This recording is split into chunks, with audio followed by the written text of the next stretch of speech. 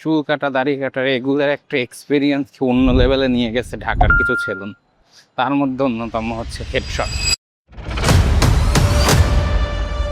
এখন আমি যে তাদেরকে একটা চ্যালেঞ্জ দেব, শেভিং না করে সুন্নতি কায়দায় দাড়ি তারা কতটুকু কাটতে পারে, অ্যান্ড চুল কাটাটা অবশ্যই শুনবো। ফুল এক্সপিরিয়েন্সটা আপনাদের সাথে শেয়ার করবো, নাকি শেয়ার করতে পারবো নাকি জানে, কারণ সময়ের একটা বিশাল সংকট দেখা দিচ্ছে।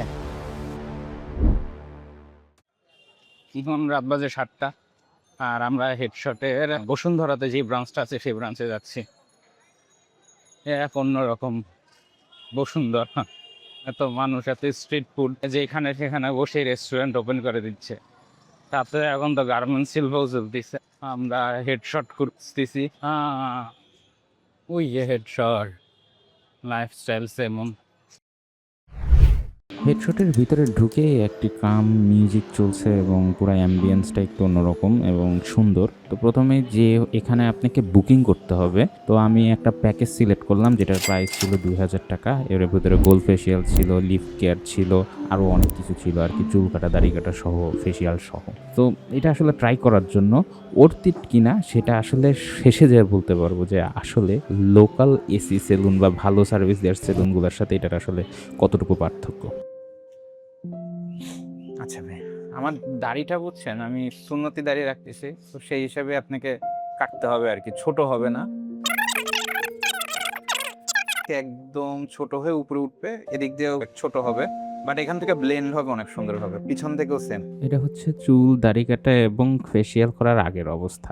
আফটার কেমন হয় দেখতে আমাদের সাথে থাকুন। অদ্ভুত একটা কারণে এই সাইডের এসিটাই নষ্ট ছিল, তো তখন ওরা হেয়ার ড্রায়ার এনে আমাকে একটু বাতাস দিচ্ছিল যাতে একটু গরম কম লাগে।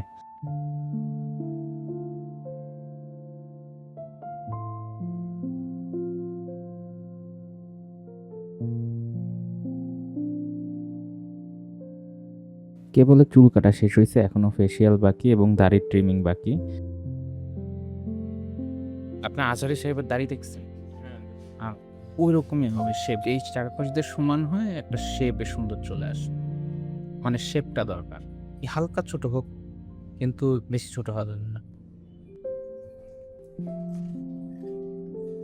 ফেসিয়াল অ্যান্ড হেয়ার কেয়ারের জন্য তাদের আলাদা একটা রুম আছে এবং যেখানে প্রথমে যে শ্যাম্পু করে নিচ্ছে।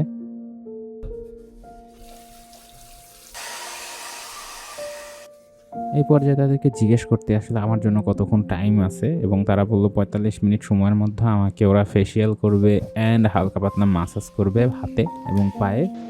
যখন এই স্প্রেগুলো দিচ্ছিল তখন ভালোই লাগতেছিল, বাট যখন এই একটা জিনিস দিচ্ছে চেহারার উপর টানতেছিল, কল্ড স্ক্র্যাবার, যেটা আসলে একটু পেইন দিচ্ছিল, বাট মনে হচ্ছিল খুব ক্লিন করতেছিল। আসলে কতটুকু ক্লিন করছে সেটা একটু পরে দেখা যাবে।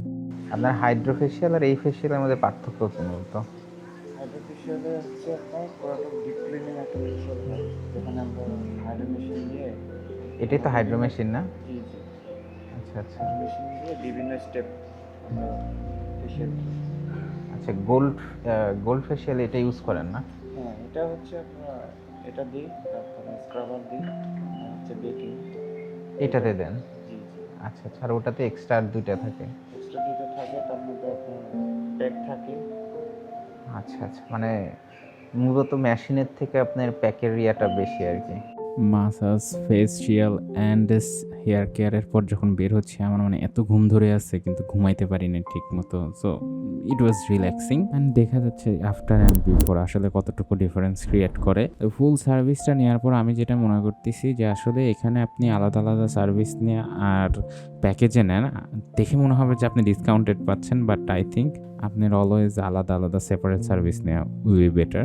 কারণ যেমন লিপ কেয়ার, কয়েকটা কেয়ার আর কি ওখানে আছে, জাস্ট আমার কাছে মনে হয়নি অর্থিত বা এটার জন্য আসলে তারা তেমন কোনো এফোর্ট দিছে। So it was a great experience to have for the first time, but not a regular service I'm gonna take. তবে আমি যদি অন্য বাইরের লোকাল সেলুনের সাথে তুলনা করতে যাই তাহলে আমি বলবো যে আপনি এই সেম সার্ভিসটা বাইরেও পাবেন, হয়তো এই এনভায়রনমেন্ট পাবেন না, এই মিউজিকটা পাবেন না, বাট সার্ভিসটা পাবেন এর থেকে অর্ধেক দামের জন্য। So have a great day and thank you for watching the video.